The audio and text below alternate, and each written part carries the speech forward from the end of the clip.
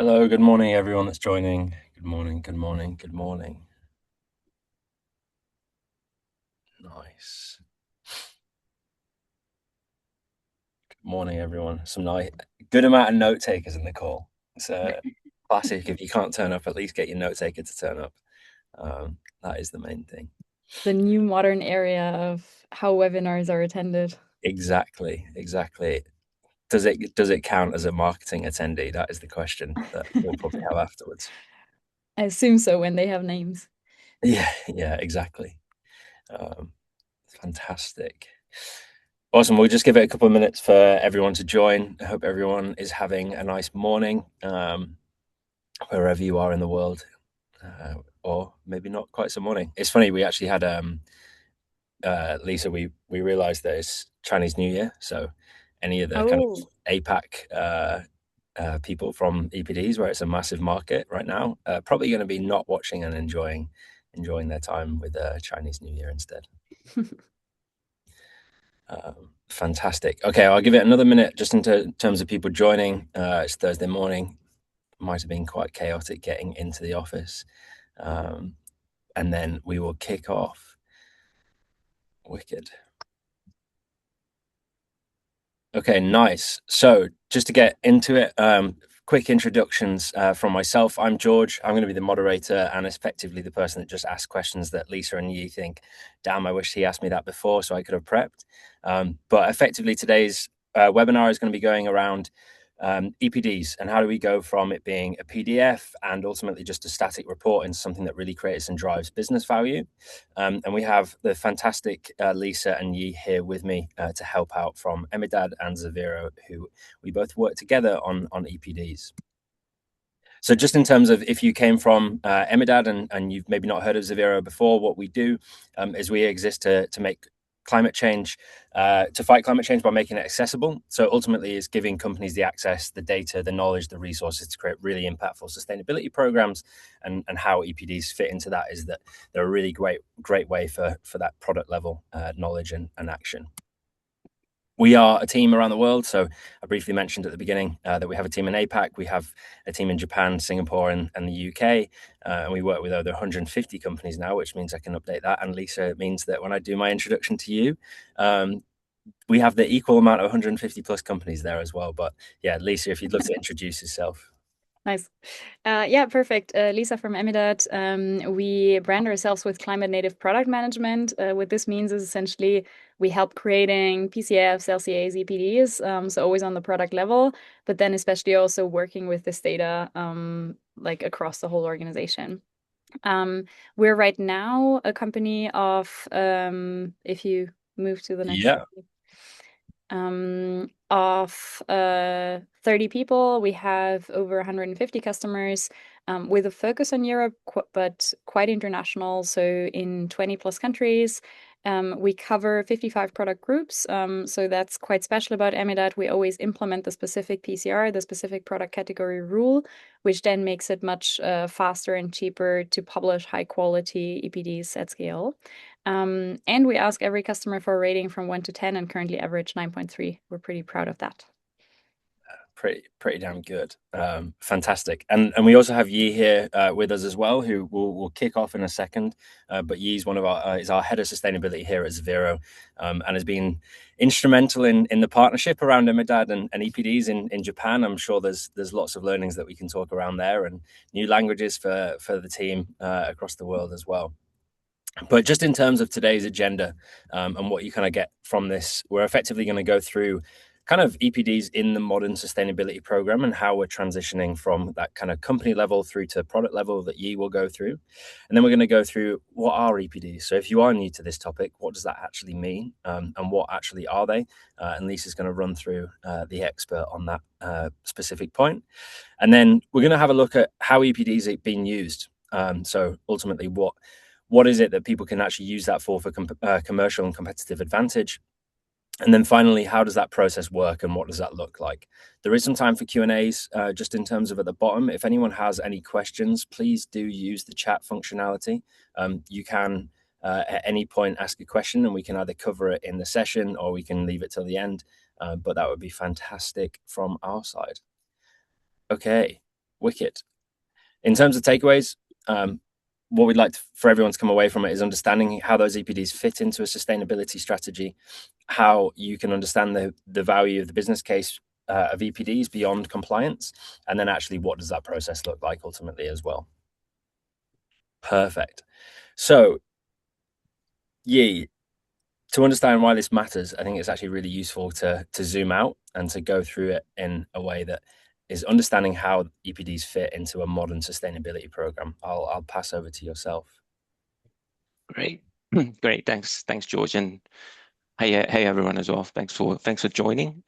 So I think before sort of diving into specific about EPDs, we thought it would be good to just zoom out a little bit and set a bit of the context around sustainability in general and how EPDs fit in this area as well. So a couple of slides really on what our thoughts are, and so really I think the focus here is with there's a lot of work going on the company level and all the sustainability reporting that's out there, and companies having now to do a lot of those reporting. And I think fair to say in this in the last few years especially, there's a bit more focus on product level, and there's a little bit of a shift towards that. And so that whether that's measuring from company levels emissions to the supply chain, and now on a product level as well. And we see that primarily driven by a few areas. One is regulations, and Lisa will go into a little bit more on how EPDs are impacted by regulation. But we see that from the Europe, especially things like construction products regulations or digital passports. There's a lot of sort of new targeted regulation, and it's trying to essentially make it more transparent on the product level on how these products are performing in terms of sustainability and climate impact. So regulation is also now moving in that direction. And of course, from client demands and generally a scope 3 around the company focus as well. So I think basically that's the general trend that we're seeing. So in terms of EPDs, I think where it fits in, it's how we want to see it is it's not just the output, and you don't just start with talking about EPDs and just doing EPDs. I think it has to form a wider sustainability strategy around your products, around your strategy in general, and on a company's ambition. How does that feed into reporting? How does that feed into data systems and integrating with your internal systems to produce these EPDs? Ultimately, I think there's a lot of opportunities, and we'll touch on that later on as well in terms of how it informs product innovation, your strategy, your supply chain, and just being more ready for regulations and so on. So I think what we really want to message today, the main thing we want to say is like it's not just EPDs, it's how it fits within broader sustainability themes. Yeah, and maybe just on that point as well, I think the interesting part as we were going through this is you can almost, for this conversation, EPDs is where we're talking about, but you could almost take out and put product carbon footprints or LCAs in that product level disclosure, right? So if there's maybe organizations that are wanting to understand a bit more around how that might fit for their business, or this is an area that they're interested in, but perhaps it's not relevant entirely for their product range right now, it's that wider shift that EPDs fit into that bottom product level disclosure as well. Fantastic. Yeah, absolutely. Great. I think we'll stop there and dive in a bit more about EPDs. Yeah, no problem. So just in terms of understanding that kind of bigger angle as things go through, we're going to pass over to Lisa, who's going to talk through what actually EPDs are. So if you might have heard EPDs and you think, what on earth does that stand for? There are so many different numbers, letters in sustainability. It's hard to understand what it is. So Lisa, inform us, help us understand exactly what it is. Very happy to. So essentially, EPD, Environmental Product Declaration, is, as you already said, a product level report that we sometimes say you could consider it a verified LCA. So just a third party, independently verified document that proves the environmental impact of the product that it doesn't just relate to CO2, but also includes other indicators, usually like water toxicity and so on. So I wanted to start out with explaining a little bit where we see the demands coming from, like why are EPDs even being requested by customers? And what we see, and you already touched upon this, is one, sure, like we see a lot of companies that just set themselves ambitious sustainability goals. So to adhere to their own goals and to be able to report Scope 3 properly, backed with verified data, they choose to create EPDs. Then we also increasingly see, especially when it comes, I mean, EPDs originally came from the construction industry and is also still by far the largest industry creating EPDs.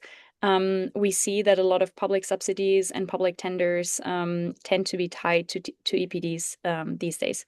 So essentially, when a city builds something new, then they would also want to have an EPD. And we also see, because it's often cities who require this or states, that this now goes beyond buildings. For example, I've seen a truck producer create an EPD just because it was a standardized document which they could use to prove their LCA is a verified calculation. What was that for, Lisa? What was For a that truck? for? For a truck or for a For a building? truck, yeah, for a Oh, truck. wow. Yeah. It's crazy because it's a really complex product, right? With a really complex supply chain. Yeah, bit bit Yeah. bit more tricky than it is some concrete or a door. Yeah, exactly. Yeah, and then of course there's also voluntary certification. So that is then usually demand that comes in through sales from a manufacturer perspective. So if my customer wants to achieve some kind of LEED, BREEAM, DGNB certificate in the building, then they would want an EPD to prove this. And lastly, and this is also something you already slightly touched upon, we already see that now for the first time there's also regulatory frameworks coming to the product level. And this regulatory framework specifically for construction would be the Construction Products Regulation, but then there's also Sustainable Products Regulation that is now being rolled out in the EU. To be very precise, fashion and batteries came before construction, and now it's being rolled out over all products. And what this essentially means is, if I want to sell my product as a manufacturer in the European Union, then as part of my standard declarations and as part of my product package, I also need to provide a verified LCA. And in construction, that verified LCA is calculated according to the EPD norms and also verified according to the EPD norms. So if as a manufacturer I already have an EPD, I'm really well prepared for these new requirements. So maybe just a quick point on that as well, Lisa and you were obviously sat here in Europe today. This is very much a kind of led by the EU side of things. Is this actually relevant for global organizations? And Lisa, maybe on the regulation and things you're seeing, and then Yi, we can come on to the work in Singapore and Japan that we're seeing as well. I mean, from my perspective, because we also have customers, for example, in the US and in Asia. In the US, I see the demand more driven by voluntary mechanisms. So there, for example, it's big tech like AWS, Yeah. Meta, who, when they build a data center for the products they build in, they want to have EPDs available. And then, of course, as it is in Europe at the moment, just the most, I would say, forward-thinking manufacturers using this as a differentiator, being able to show the data. That's what I see. Sure. And you maybe can say more about Asia. Yeah, I think the other angle is as a supplier into Europe, then you are Mm. getting more and more being covered on some of these regulations. So essentially from that broader perspective, again, it's just good to have all of these thinking and systems and processes in place and strategy around just making sure whatever comes out of Europe or other regions that you have the ability just to have this documentation and already set up. So it's a little bit of a risk proofing as well. Yeah. And how many EPDs have we just done in Japan as well? 50 or so? Just under 30, I think. Okay, nice. So there's a it's an interesting one where you're starting to see this as much as in the EU with CSRD omnibus and all these different changes. We maybe think we're going down in the rankings for sustainability, but I think what this kind of shows is that is Europe is really leading and people are looking towards the EU for the ideas and the innovation around how we report on emissions. So it's really interesting to see, and thanks both there. Lisa, we're at an early stage in this. What does the future look like of EPDs? Absolutely. So we're still, as a manufacturer, if you create EPDs for your products today, you're still within the first % of manufacturers that actually have EPDs. So it's still very, very early in the process. And what we see in our customer base is that our users really use this as a differentiator today in the market. So 95% of our customers work with us because they get the demand from sales, or they want to use it as a differentiator. It's not so much regulation yet for us. It's really more the voluntary side of things, where I position myself as a premium manufacturer when I have it. And what we see is that they also really want to use this window of opportunity where they can, one, differentiate through having the data, but then also, two, already start using this data to improve the product before everybody, and this will happen in a couple of years, is required to transparently show this data as part of their digital product passport. So there is still these couple of years, we estimate it to be like 2 to 5 years, depending on the product group, where it's really a differentiator to have the data accessible and do this much harder work in improving the actual physical product, which when you start too late is tricky to catch up with. Yeah, yeah, and you've talked a lot in the past around like the number of products that, especially even in the construction industry, are going to have EPDs. What Mm. Remind me of what that number is, because I remember when I heard it, it Yeah, was pretty yeah, outstanding of where we are to where we're going to have to be. yeah. So as you know, we have a database of all published EPDs in Europe and worldwide. And in Europe, currently, there's about 2,500 manufacturers that have EPDs published. So this is publicly accessible information. You can also find it under atlas.emidat.com. It's free. And we know from the European Union, at least like, and that is just construction. We know Yeah, that through the construction products regulation, 430,000 manufacturers will require this data. So it's really a huge change. And that's also how we calculated the 1%. And that is talking just Europe, just construction. It's not yet considering all the other industries that would also need DPPs and verified LCAs. yeah, it's a pretty compelling case to get there early and to start Yeah, that process as well, right? exactly. Yeah. Fantastic. So there's obviously still people might be a little bit like, this sounds great. I need to do it, but what actually is included in there? So maybe if you can walk through actually what that looks like, how do we go through that process? Yeah. So yeah, what's the purpose of an EPD? And assuming that a lot of people are in the call who already are deep into sustainability, I'll go through the higher level stuff quite quickly, but then we'll look into the process. So purpose of an EPD is just, as I said, a verified LCA, so a verified report of the environmental impact. And as I already mentioned before, this is not just about CO2 impact. It also includes, for example, water, waste, toxicity, and so on. It's 30 Mhm. indicators. And depending on the industry, some indicators are more important or less important. And by the way, this might also be an interesting info. In the DPP and the digital product passport, we start with the CO2 impact. So the other indicators will come and you can already declare them, but we first start with declaring CO2. At the moment, it's still quite often PDF documents that are being used, but we're moving more and more towards digital databases where the data is being searched for and then also used down the value chain in, for example, 3D modeling tools and procurement tools and so on. The construction industry is in one sense really ahead, and that is the sense of standardization. So I talk a lot with other companies in the food industry, in the fashion industry, and there a lot of standardization is still being done, which is often the reason why companies start with doing PCFs, where you don't necessarily need to apply a specific calculation rule, while whenever you create an EPD, then usually you need to apply a PCR product category rule, which then also defines how you need to calculate this product group. And this essentially leads to standardization, because if you don't have a calculation rule, then you can like do really different assumptions even for the same product, and you might come to completely different results. Yeah, and then as I said, an EPD is always verified by an independent third party. Otherwise, it's not an EPD. And the users are then LCA experts, of course, to understand the impact of the product and play it back to product development.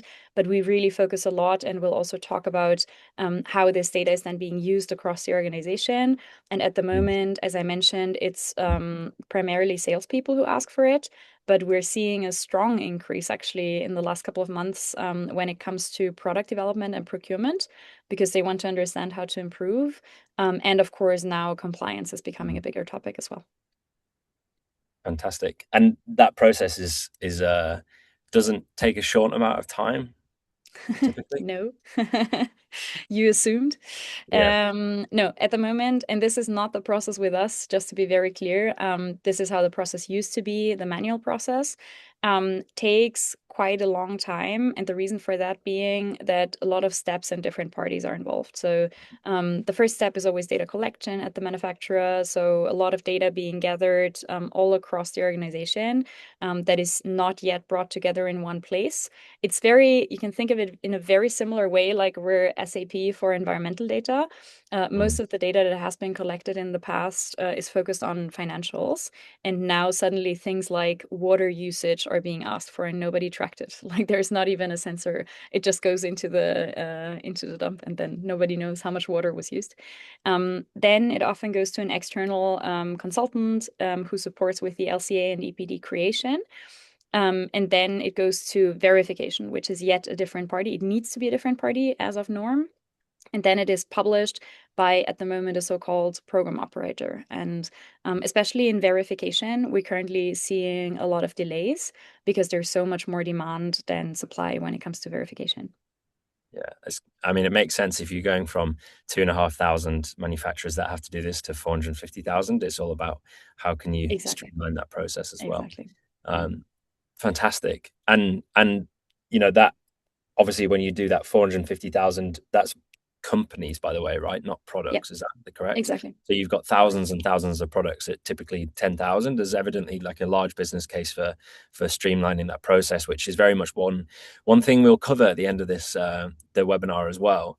But just in terms of from the next side of things, what we want to dig into is hopefully at this point you kind of understand a little bit more for what they actually are, what are EPDs. You might not remember what it stands for, which sometimes I still get confused between all the different ones, so it's fine. Surprisingly, in Yeah. like almost every second interview, people say EDPs. Oh, really? Does this happen to you as well? Well, It's the so problem is, interesting. Like, I don't know why. yeah, Seems to in be more sustainability, intuitive to people. yeah, in sustainability, there's in the UK there's the EPR, like the extended producer responsibility packaging rule, which always Mhm. makes me confused. So, extended product disclosure tends to be my mix-up. But yeah, for anyone that works in sustainability or wants to work in sustainability, even if you do, you have no clue half the time what things stand for again. But just in terms of what would be really good to understand now and we'll work through is a little bit around how those things are being used. So we talked a bit about how it's used for procurement, how a truck company's produced one, which is kind of wild, and ultimately that being a verified number that you can actually put towards procurement and contracts, rather than it being a, hey, we've said we're sustainable, like this is our numbers we've made up and nobody's checked them. That's kind of the difference between a kind of product carbon footprint or just a general report and an EPD as well. So before we move on to the next bit, which is around how EPDs are being used, we're actually going to do a little quick poll, which I always forget to do. So I'm very glad I've remembered at the right time. But if people are doing EPDs, or if you're not, it'd be great to understand how those are being used and what that looks like as well. I'll give you a couple of seconds and then we'll go through how you could use them if you're not already. Nice. If you are not using EPDs already, do not worry, because as we mentioned, there's only 1% of people are, so it'd be a pretty decent effort if people are doing. Nice. Okay, so disclosure and customer requests. Interesting. There's a good amount of people that are using EPDs already and using that for requirements. Perfect. Okay.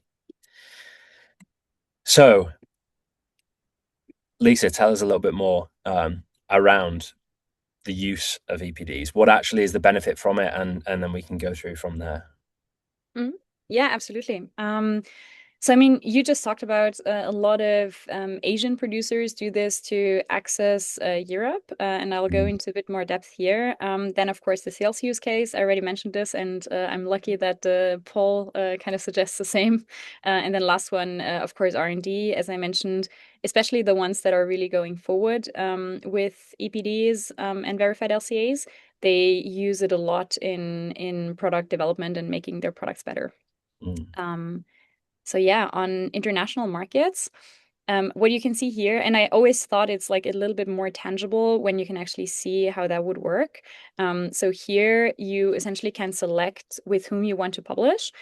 This kind of differentiation matters specifically for different geographies. At the moment, we unfortunately still have a very scattered way of calculation methodologies, even across Europe. So, for example, France, which you can see here, program INES, has different calculation rules as compared to northern countries with EPD Global or EPD International. And here you can see that you essentially, or the logic is always you model the product once. So you have one LCA core calculation that you can then also share in a digital way, and then you can output the respective local norms and standards. For example, also with the US norm. And that then really enables to also getting into the markets. Yeah, and this is just an example how then, for example, an EPD looks different. If it's output with INES, it's translated to French, it has a different format, and it also has different calculation rules in the background. The classic French wanting to do it differently with instead of GHG protocol, it's bilan carbon. It's always the complexity there. Exactly. Yeah. And actually, I think this is a really great argument for why what the EU is doing at the moment shouldn't necessarily be considered as a burden, because I see a lot of manufacturers who struggle that at the moment every country has a different expectation. Like you do the calculation for the Netherlands differently as compared to France, as compared to Germany. And if you sell to these three countries, you have three times the cost. So it's really annoying. And my hope would be, and that's also what at the moment we're expecting, that the European Union harmonizes this across the EU and you actually work off the same calculation rules. So I think that would be a really cool aspiration. Yeah, and yeah, just in terms of on here, the EPDs that are being submitted in Japan or Singapore, are they going through kind of what's the program operator that people are typically using globally? Is that EPD International or is it something else? Yeah, I guess there's options available for and I guess currently we're looking at EPD Global or EPD International, and but I guess to your point, Lisa, is all about interoperability of these, right? So it's like one being able to be recognized as another and just as good as another. So I think there are regional ones in Japan as well, for example, and others. But yeah, that's the real state to get to where all these are equally recognized as good verified product LCAs, Yeah. I guess. So yeah. Yeah. I think that's also what we're seeing with manufacturers, right? They don't really. I fully agree with that opinion. There's no point in having like five different outputs. What you want to achieve is understanding your product impact and ideally also being able to compare it. And why do these different countries at the moment have different standards? Because they want to enable comparability, at least within the country. So I, for example, need to calculate in a specific way in the Netherlands so that I can be compared to other Dutch manufacturers. And that makes sense, but it doesn't make sense, as I mentioned, if you sell to a lot of different countries. It just should be harmonized all across the world, ideally. Yeah, I guess the maybe for people that don't know, EPD Global as a rebrand from EPD Nord. Yeah, So yeah, you Norway. know, Yeah, it's so Norway. we're starting to see some of these, even if it's just semantic name changes that are moving towards global. We're seeing it happen. Maybe not in the data, but at least in the naming. And Yeah. you've talked a lot about kind of on the sales side as well, Lisa. So how are you seeing that being used and working with companies around the world on this? Yeah. Yeah. So the access to international markets, I would say, is still very much focused on generating the data. So what do I even like create the data for? Now we're going into how is this data actually being applied across the organization. And we see a couple of different use cases. The one that you see here are project use cases. So really creating project specific declarations where you Mm, can then say, hey, I have like created this data for, I don't know, 10 different products. And these 10 different products, including quantities, are now pulled together into one project. And then I mm, can actually give something to my end customer, which others cannot, which is an overview on the whole impact of what I deliver to them. And that's really useful. And then also, I mean, it's an LCA, right? So it actually does include a lot of assumptions. mm, So in an LCA, when you, for example, talk about how far is this transported to my customer, how is it built in, how is it maybe recycled, mm. we're seeing more of the applications where then end users also can modify part of the LCA and see how this impacts the total result of the product. Okay. What do you mean by that in terms of, let's say, for example, um, someone is like on the last mile delivery, or in terms of the last part of the delivery from gate to gate? Is that what you mean? Mm, in most of the products that we work with, the delivery is actually not that big of a deal. So Okay. the transport is not the biggest impact, but what has a huge impact is whether the product is being returned or recycled afterwards or landfilled. So, for example, Interesting. what we're seeing is that the end customer says, "Hey, I'm willing to take on the logistics or the effort to return the Mm, raw materials back to you as a manufacturer after I've used the product." And the reason why they do it is really because the LCA improves. And I okay. think that's a really interesting dynamic, like especially in the markets like the Netherlands and Denmark also, they're pretty far ahead when it comes to upper limits. And especially in the markets where you're ready, where it already has a price impact, Mm, manufacturers have a high incentive to also offer these return schemes. And then what do? We essentially ask for proof or kind of a confirmation of the manufacturer that they would take back the raw material, and then they can offer a much better LCA to their customer because the recycling or return of the raw materials is confirmed as compared to removing them. interesting. What kind of materials are you seeing that on? Is it like metals, or is it, because Yeah, presumably concrete's got a long lifespan? It's yeah, I would say all across all or a lot of materials, but mm, mostly obviously across materials that have a higher value, sure. and materials that are easier to separate. So it's difficult in like chemicals or cement that really become part of a final product. We see it a Mm, lot, for example, in windows, where if the glass is still complete, you can take it out, mm, and also in steel and aluminum structures, like for example doors. okay, interesting. Yeah. Fantastic. And then you touched a little bit on that R&D and how people are using it to try and tinker Mm. with stuff to find out what it is. But I think for me, this is really exciting because this is about reduction, right? This is about how companies can reduce their emissions. So how are you seeing this take place as well? Yeah, absolutely. I mean, with this screenshot, it's always Mm, hard for me to decide whether I put it on sales or on R&D because you can use it for both. But what you see here is a spider diagram essentially, and I think we're the only ones actually that pull together all published EPDs into an industry average. So we mm, do the effort of grouping published EPDs into product groups so that we can actually make a statement about on average, SEM2A that is produced in this region has this benchmark. And then that's mm, like the dotted line you see here. So if I in product development see this, I can immediately know where does my product fall into the industry average. And this is now the second part that's being shown. I can also compare it to other products. Like the first ones that you see here with this yellow sign, those are internal products. So there mm, I can, for example, do things like I copy my product, I exchange one raw material, and then I compare these two variants of the product. And I can also compare it to external products. So again, we pull Mm. published EPDs in, and then sometimes you see these like small gray warning signs. For example, if different background databases are used, then the Mm. comparison is not ideal. And sometimes you're not allowed to compare, for example, when different units are used. And Okay. I think product comparison is a huge topic in the market because everybody is comparing, but most of the time the comparison is wrong or faulty. So we're comparing apples and bananas. And this Yeah. is kind of our first step to actually do a fair comparison. So that was super important to us. Yeah, I get it's really interesting in that. Well, that's probably one of the biggest questions that we get asked of, and maybe ye probably more so on the sustainability side. But it's like, okay, are we doing well or not?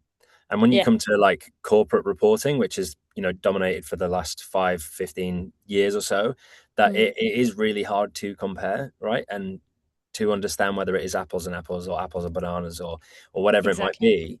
And I think one Yeah, of the things that's quite interesting about the way that sustainability is going and this kind of shift that Yi was talking about at the beginning from that kind of company level to product level, yeah, it does allow for more comparability. And I think it's super exciting from allowing companies that do a really great job, both on wanting to invest in reduction, but also then from a procurement side, right? If you're selling a better product, you can now prove it. And I think that for me is, yeah, it's as someone that cares a lot about the work that we do in sustainability, it's awesome to see those kind of choices being able to be actionable with data. yeah. Absolutely agree. It's really exciting developments, and I think that's also for me like a big motivator to focus on the product level, because on Mm, the corporate level, it's like interesting, right, to understand where in my company do I have hotspots, what can I do. It's kind of interesting for leadership, but it's mm, not really comparable because there's so many variables in there, like what amount do you produce, where are you located, and so on. And yeah. still on a product level, you still have a lot of variables, but it's already a lot more comparable as compared to the corporate level. Yeah, I think maybe the one point on there as well, which is really good, is that a lot of this data is intertwined, right? So Mm, it's all about how can you use it and layer absolutely. it up. So it's Yeah. starting with one thing and then moving forward is Yeah, fully crucial. agree. Okay, nice. So hopefully at this point we've convinced people that this is damn, I should be investing. This is a good idea. But we talked a lot about how long that process takes. So next we're going to dig in for the kind of final 10 minutes or so around what does a good EPD process look like. And I'm going to hand back over to Yi, who's going to talk a little bit around maybe some of those challenges that we currently face in EPDs. What are the questions that you might ask, and ultimately Emidat, for those that are not aware, Emidat having the platform and the operating system for creating these fantastic product emissions, you still need either to be an expert in understanding what to do and what questions to ask, or where Zevero come in is that we can kind of be that advisory layer that help you do that. So Yi, from your side, talk me through the key challenges around producing an EPD. Yeah, sure. I think we we essentially were thinking about a couple of areas on this. One is really the technical side, of course, and Lisa has been just elaborating how long the process is, how complex the process can be, and but also I think a lot of discussion with clients, and it's really if they're new to this, what is that governance and strategic side of it as well? Like, how do we start, and who's responsible for it? How do we get a business case and articulating that, and how do we position the product, right? So there's a lot of not just the document itself, but really wider than that. Some of the questions around how we do this internally and how do we get the buy-in, how do we really get this going. Of course, this varies very differently between companies and where they are and their understanding and of this whole process as well. So, but these are just some of the things from a technical and strategic sides. And and from a technical perspective, of course, technology can help a lot in that way. And Lisa can probably touch on how her solution has been helping. And one of the reasons why we've been partnering is because it's also it's like such a great tool to really streamline this whole process. So from helping our clients to go through the process is a lot quicker, easier, and more robust as well. Um, I don't know if you want to add a couple of words on this one, Lisa, around how you. Yeah, happy to. I think Are you the doing? main point from our perspective, I mean, one is of course just enabling better support when it comes to data collection and an easy overview, which Zevero is great in, and then also interpretation of the results. From a platform perspective, so from Emidat perspective, one thing that we did differently and do differently in the market is that we always, as I mentioned in the beginning, we always implement specific PCRs, product category rules. And this comes with an initial large implementation effort. But yeah, good point. We can switch to that slide immediately. So this comes with a large initial implementation effort because we need to make sure that the LCA model in the background is verified. But then once the PCR is implemented, we can make sure that whatever data input is given, it is plausibility checked within the boundaries of the respective PCR, of the respective product category. And that means that this final check is much, much shorter and cheaper. So if you look at the standard process on top, essentially every single product declaration, every single calculation would go through verification and publication. Now, what changes here is that you have this LCA model in the background, kind of set and verified, and it doesn't move after this initial verification. Or, I mean, sometimes it's updated when there's new raw materials or new processes, but that is like something that we completely handle. And then the final check focuses exclusively on the input data that cannot be plausibility checked. Like, hey, is this document there? Are you sure that, like, I don't know, this input material is actually plausible, that it's transported so much or so little? So these kind of things are really different then.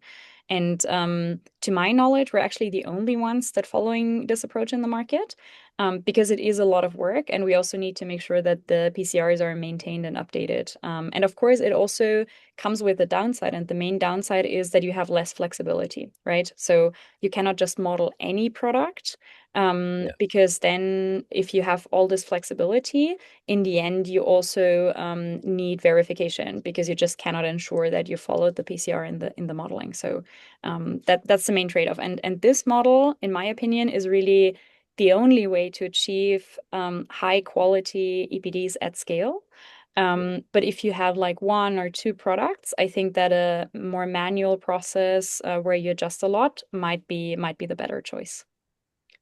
And maybe just on that point, because I think there's obviously there's an incredible benefit for people, right? If you say, for example, we were to complete an EPD, we have all the data for some concrete, and we wanted to publish it today. When is it that we would likely to be able to actually have that go from clicking publish on Emidad to it being on the database for people to see and to check out? Yeah, so if you have all the data available, our fastest customer took 5 days. On average, it's 7 to 10 days. Okay. So there is still, so what's the process after publication, Mm, or after you click publication in the tool? There is like an internal check because as Emidat, we have a reputation to lose. So we make sure that nothing wrong is sent to the publisher. And then the publisher also has a checklist. So essentially, and this is now like a short deep dive. yeah. Essentially, a program operator has a verification checklist that the respective verifiers need to go through for every EPD.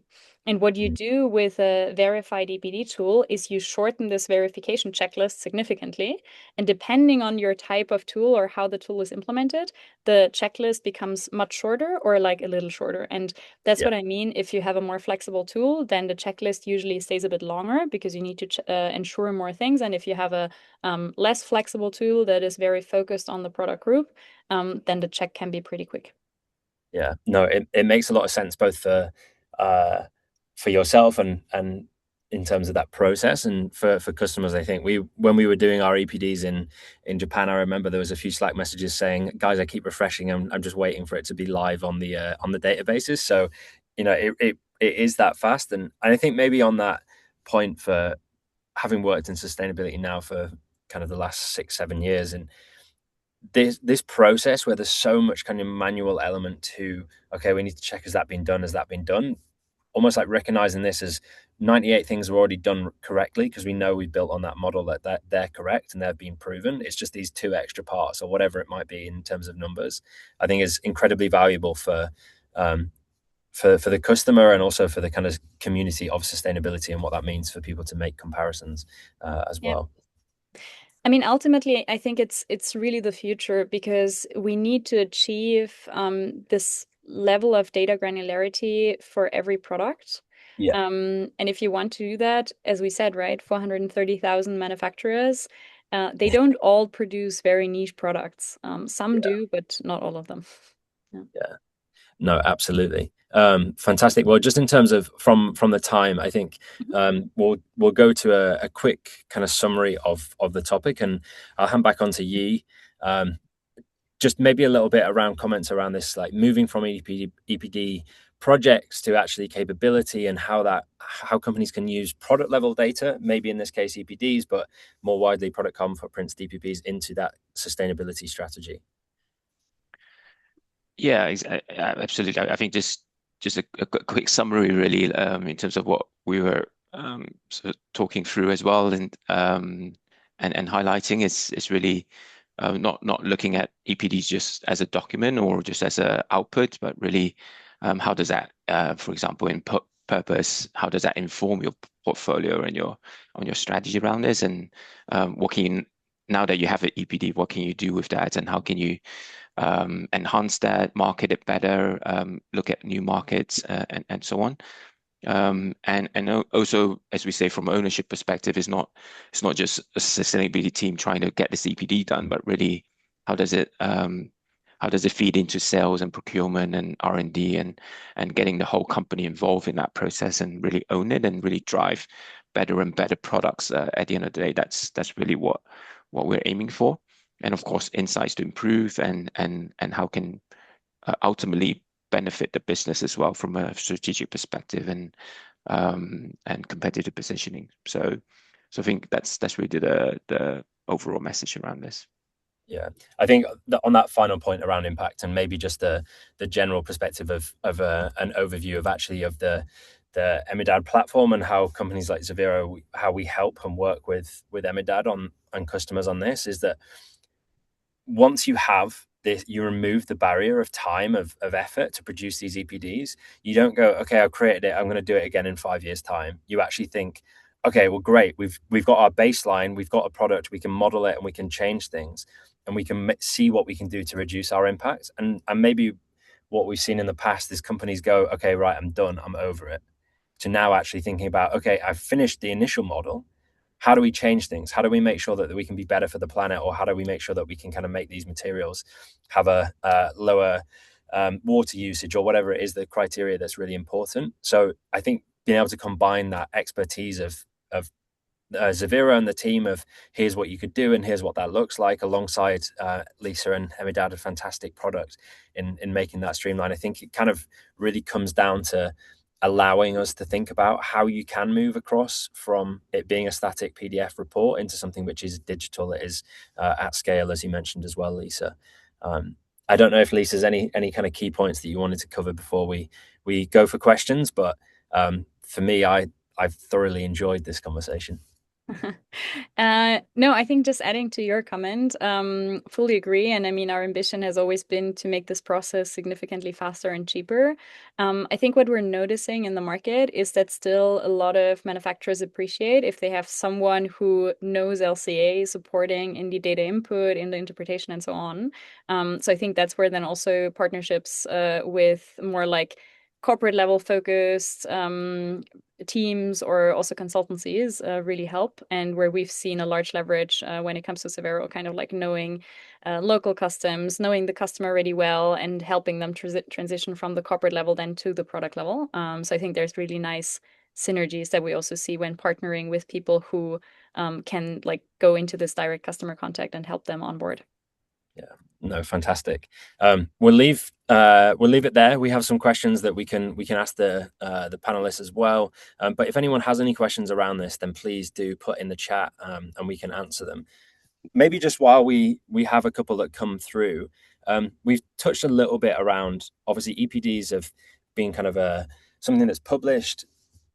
Maybe Lisa, from the digital product passport, just understanding a little bit more around, is there the same level of governance and structure for publishing DPPs, or maybe what does that look like? Because I think that's probably more relevant for a lot more organizations and not Yeah, just good those point. construction. Yeah, and you also said that a lot of the Asian manufacturers actually at the moment do EPDs for DPP requirements for the EU. Is that correct? I believe so. Oh, yes, you're pleased. Okay, yeah. At least starting to think about it. Yeah. Yeah, okay, interesting. So yeah, we get a lot of questions around this because for a while I would say like well, probably from Q2 to Q4 last year, Mm, people were like, "Oh my God, will EPD still be relevant? All the effort I put in, was this now for nothing?"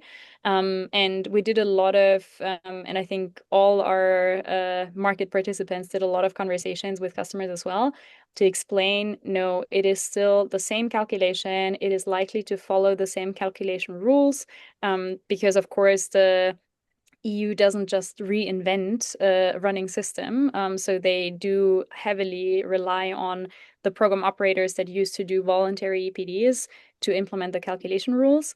And I think the main two changes that will happen is one, the way you can think of a DPP is a digital container. And that has, of course, the verified LCA, but it also has technical specifications, declarations of performance, and so on. So it's broader. So we currently support our customers to also input and digitize their technical data. So it's going beyond just sustainability. And then I think the second bigger change is how this whole thing is governed and audited. Because in the past, it used to be voluntary, right? So mm, nobody or very, very few verifiers would actually go to the production site and check, hey, was this data that the manufacturer gave me actually correct? And right now, the way the regulation is scoped, it looks like there will be mandatory on-site audits. And these audits will not be conducted by the verifiers or program operators of the EPD world anymore. They will be conducted by notified bodies. And that is really where manufacturers at the moment look a little bit into, okay, who will do my verification and auditing of the environmental data? And I know that a lot of program operators are now also becoming notified bodies because of mm, course they have all the expertise, but then also the notified bodies that used to be more focused on the technical data are now adding expertise to also cover the environmental data. So I think that's an interesting dynamic in the market. And as an LCA creator, we just make sure that we partner with the program operators and with the notified bodies that will then also become recognized under what's called System 3 Plus. So that is then the environmental audit. And yeah, that's I would say a little bit of a change for us as well, because yeah. before it really used to be, I do it because I want to, and now it's more of a I have to. Yeah. Yeah, yeah. I guess there's a benefit there then of making sure you work with the right partner of getting the data in the right place so that when it is audited, it's correct and you've done it in the right process. So we'll stick that on the next pitch that we give to a customer of why Zevero and why Emidat. Yeah. Yeah. Um, Exactly. fantastic. We haven't got any other questions. So unless there's anything that Yi or Lisa wanted to ask to each other, um, speak now or forever hold your peace.